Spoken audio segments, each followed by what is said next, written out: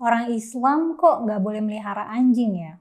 Megang anjing juga najis, padahal di banyak budaya selain Islam yang sekarang, melihara anjing tuh umum. Terus ya di kisah Ashabul Kahfi di Quran, mereka kan piaranya anjing tuh. Nah anjing piaranya tuh dimuliakan di Quran. Dulu pas zaman Nabi anjing tuh boleh loh bolak-balik di masjid Nabi, bobo siang di masjid, dan ya namanya juga anjing ya. Kadang-kadang ada aja anjing yang pipis di masjid. Dan Nabi dan para sahabat pada saat itu tuh chill aja, anjingnya nggak diusir dari masjid dan mereka juga nggak buru-buru bebersih bekas pipisnya. Melihara anjing waktu itu tuh adalah hal yang biasa dan emang biasanya sih untuk jaga ternak dan jaga rumah ya. Sebenarnya di teks Quran ataupun riwayat nggak ada pernyataan kalau anjing itu najis. Nggak ada pernyataan yang eksplisit. Fatwa anjing najis itu karena anjing dikiaskan sama babi. Kias itu adalah salah satu tool frameworknya ulama untuk menghukumi suatu hal yang belum ada hukumnya dengan menggunakan hal lain yang ada hukumnya berdasarkan kesamaannya atau kemiripannya. Misalnya hukum haramnya narkoba itu hasil kias terhadap hukum minum khamar karena sama-sama bikin rada hilang kesadaran. Nah tapi anjing kan nggak kayak babi ya, kok bisa dikiaskan sama babi? Babi emang di Quran dihukumi najis, anjing enggak nih, enggak dinyatakan najis secara eksplisit.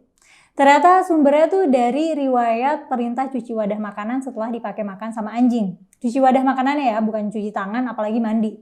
Nah dari teks riwayat itu ulama jadi nyimpulin, wah berarti air liurnya anjing najis. Kalau air liurnya najis berarti anjing itu najis.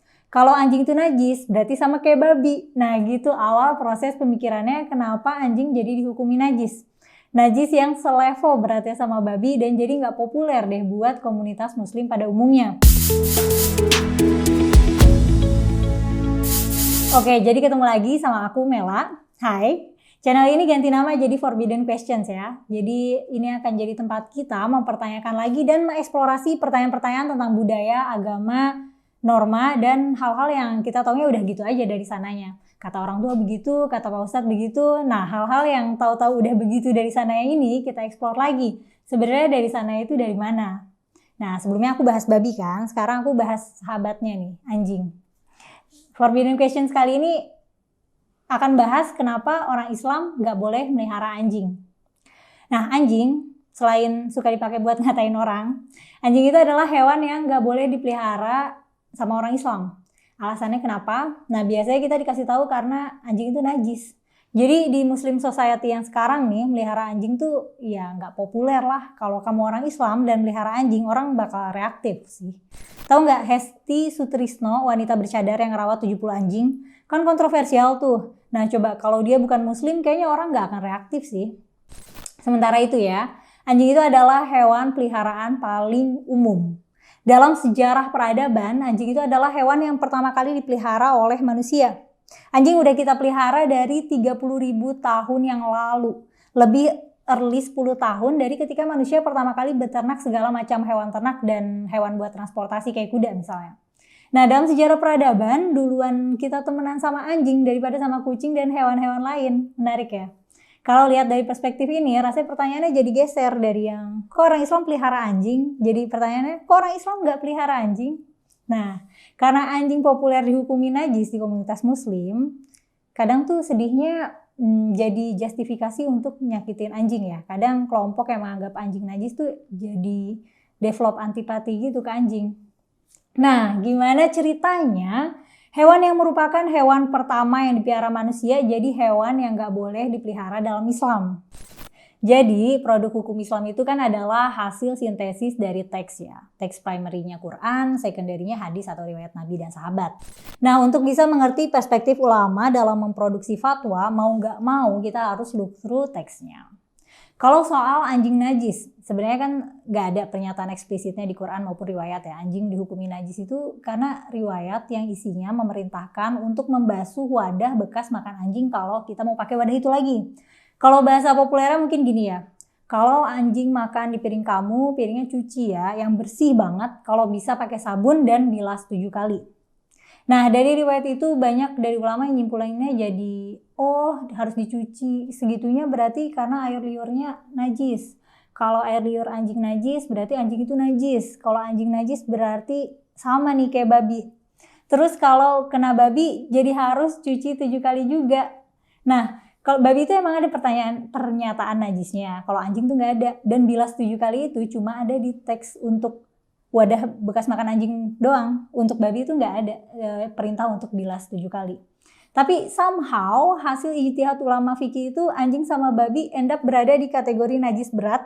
Dan cuma mereka berdua doang nih yang masuk kategori najis berat. Perlu diperhatikan kalau pada zaman Nabi air tuh mahal ya.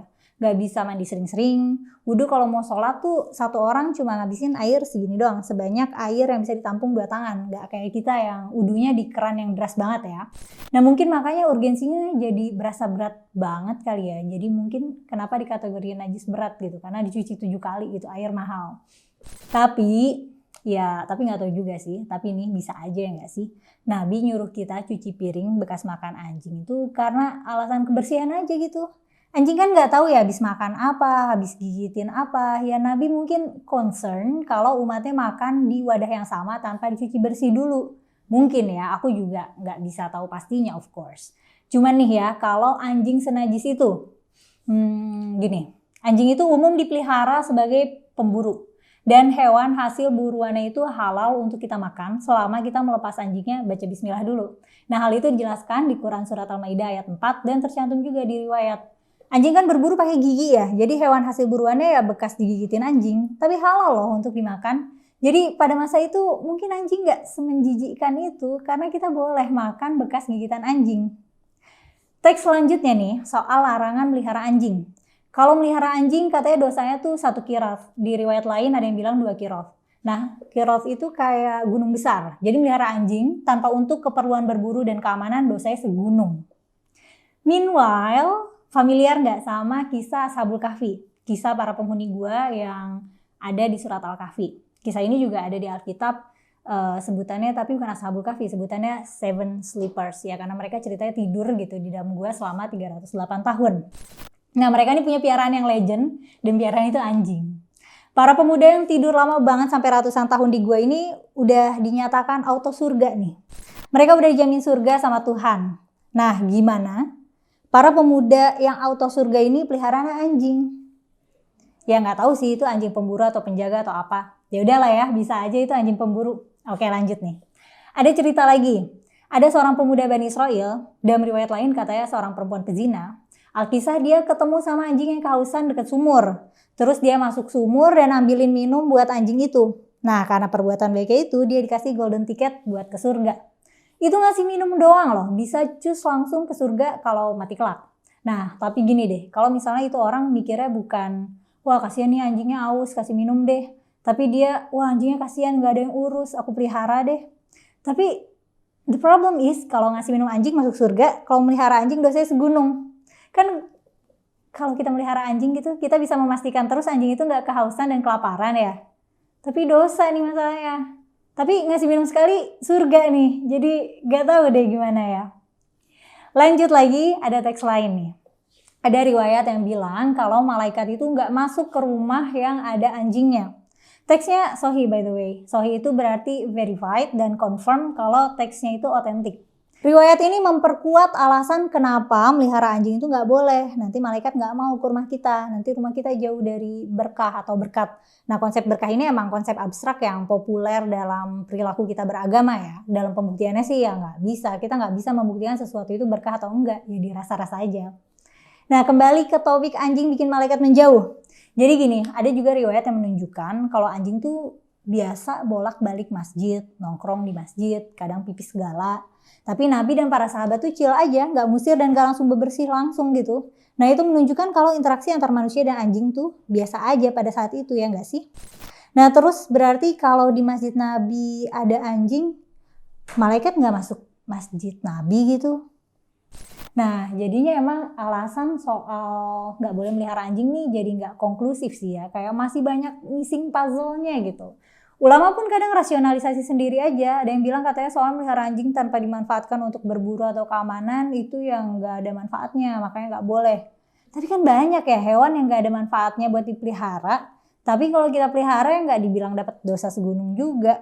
Waktu kecil siapa yang pernah melihara kelomang atau anak ayam yang dicat hijau atau apalah peliharaan yang nggak berguna lainnya? Itu kelomang kan nggak bisa disuruh berburu atau jaga rumah gitu. Tapi kalau kita pelihara kan nggak dosa. Nah, setelah aku cerita panjang lebar gini, kamu punya pendapat nggak? Atau ada tanggapan nggak buat aku?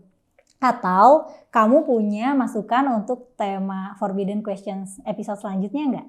Tulis di kolom komentar ya. Kalau dirasa konten ini bermanfaat, like dan share juga. Subscribe juga dong supaya aku tambah semangat kontennya. Makasih sudah menonton sampai habis. Aku pamit dulu ya. Dadah.